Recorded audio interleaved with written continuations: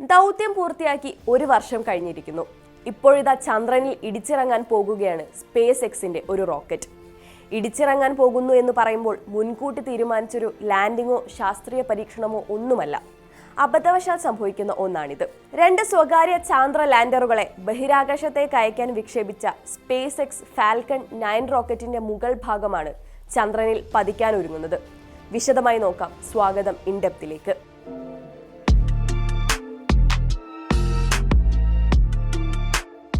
Payload ബഹിരാകാശത്ത് എത്തിച്ചു കഴിഞ്ഞാൽ ഒരു റോക്കറ്റിന്റെ ജോലി അവസാനിച്ചു. പിന്നീട് അതിനെ ഭൂമിയുടെ അന്തരീക്ഷത്തിലേക്ക് തിരികെ എത്തിക്കുകയോ സുരക്ഷിതമായ ഒരു ഭ്രമണപഥത്തിലേക്ക് മാറ്റുകയോ ആണ് സാധാരണയായി ചെയ്യുക. എന്നാൽ സ്പേസ് എക്സ് ഫാൽക്കൺ 9ന്റെ കാര്യത്തിൽ ഇതൊന്നും സംഭവിച്ചില്ല. കാരണം അതിനുള്ളിൽ മതിയായ ഇന്ധനം ഉണ്ടായിരുന്നില്ല.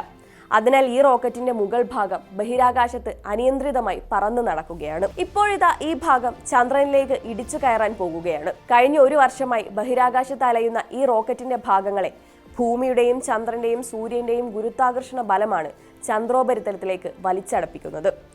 മണിക്കൂറിൽ ഏകദേശം 8700 കിലോമീറ്റർ വേഗതയിൽ, അതായത് ശബ്ദത്തിന്റെ 7 ഇരട്ടി വേഗതയിൽ റോക്കറ്റ് ചന്ദ്രനിൽ പതിക്കുമെന്നാണ് ശാസ്ത്രജ്ഞർ കണക്കാക്കുന്നത്. ചന്ദ്രന്റെ പടിഞ്ഞാറൻ ഭാഗത്തുള്ള ഐൻസ്റ്റീൻ ഗർത്തത്തിന് സമീപമാണ് ഈ കൂട്ടിയിടി പ്രതീക്ഷിക്കുന്നത്. ഇതുമൂലം ഏകദേശം 27 മീറ്റർ വീതിയും 5 മീറ്റർ ആഴവുമുള്ള ഒരു ഗർത്തം അവിടെ രൂപപ്പെടുമെന്നും ശാസ്ത്രലോകം കരുതുന്നുണ്ട്. എന്നാൽ ഇതിൽ എന്തെങ്കിലും ആശങ്കപ്പെടാനുണ്ടോ? ഉത്തരമില്ല എന്നാണ്. ഈ കൂട്ടിയിടി ഭൂമിക്കോ ചന്ദ്രനോ യാതൊരു പ്രശ്നവും ഉണ്ടാക്കില്ലെന്നാണ് ശാസ്ത്രജ്ഞർ ചൂണ്ടിക്കാട്ടുന്നത്.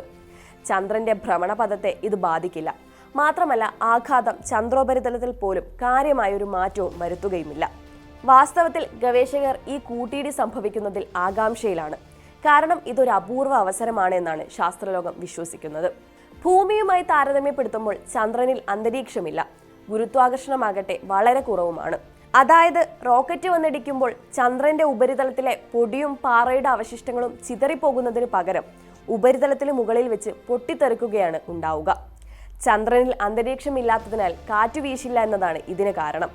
അങ്ങനെ പൊട്ടിത്തെറിക്കുന്ന അവശിഷ്ടങ്ങൾ ഒരു മേഘസമാനമായി കാണപ്പെടുമെന്നാണ് ശാസ്ത്രജ്ഞർ വിശ്വസിക്കുന്നത്. ഇത് ദൂരദർശിനികളും ബഹിരാകാശ പേടകങ്ങളും ഉപയോഗിച്ച് കാണാനും സാധിക്കും.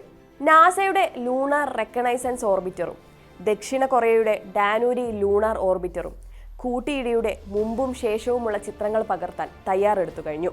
പുതുതായി രൂപം കൊള്ളുന്ന ഗർത്തവും അത് പുറംതള്ളുന്ന അവശിഷ്ടങ്ങളും പഠിക്കുന്നതിലൂടെ ആഘാതങ്ങൾ ചന്ദ്രന്റെ ഉപരിതലത്തെ എങ്ങനെ ബാധിക്കുന്നുവെന്ന് മനസ്സിലാക്കാൻ സാധിക്കുമെന്നാണ് ശാസ്ത്രജ്ഞർ പ്രതീക്ഷിക്കുന്നത്. ബഹിരാകാശ അവശിഷ്ടങ്ങൾ ബഹിരാകാശ യാത്രികർക്കും ആവാസ വ്യവസ്ഥകൾക്കും ഉപകരണങ്ങൾക്കും ഉണ്ടാക്കുന്ന അപകട സാധ്യതകളെക്കുറിച്ച് വിലയിരുത്താനും ഇത് സഹായിക്കുമെന്നാണ് അവരുടെ കണക്കുകൂട്ടൽ. ചന്ദ്രനിൽ ഇങ്ങനെ ഒരു കൂട്ടിയിടി ഉണ്ടാകുന്നത് ഇതാദ്യമല്ല. 2022 ഒരു ചൈനീസ് റോക്കറ്റ് ചന്ദ്രോപരിതലത്തിൽ കൂട്ടിയിടിച്ച് 2 ഗർത്തങ്ങൾക്ക് കാരണമായിരുന്നു. പക്ഷേ അപ്പോഴും ഇത്തരം സംഭവങ്ങൾ വളരെ അപൂർവമാണ്. കൂട്ടിയിടി വലിയ ആശങ്ക സൃഷ്ടിക്കുന്നില്ലെങ്കിലും ബഹിരാകാശ മാലിന്യങ്ങൾ ഉണ്ടാക്കാനിടയുള്ള അപകടങ്ങളുടെ സൂചനയാണിതെന്നാണ് വിദഗ്ധർ അഭിപ്രായപ്പെടുന്നത്.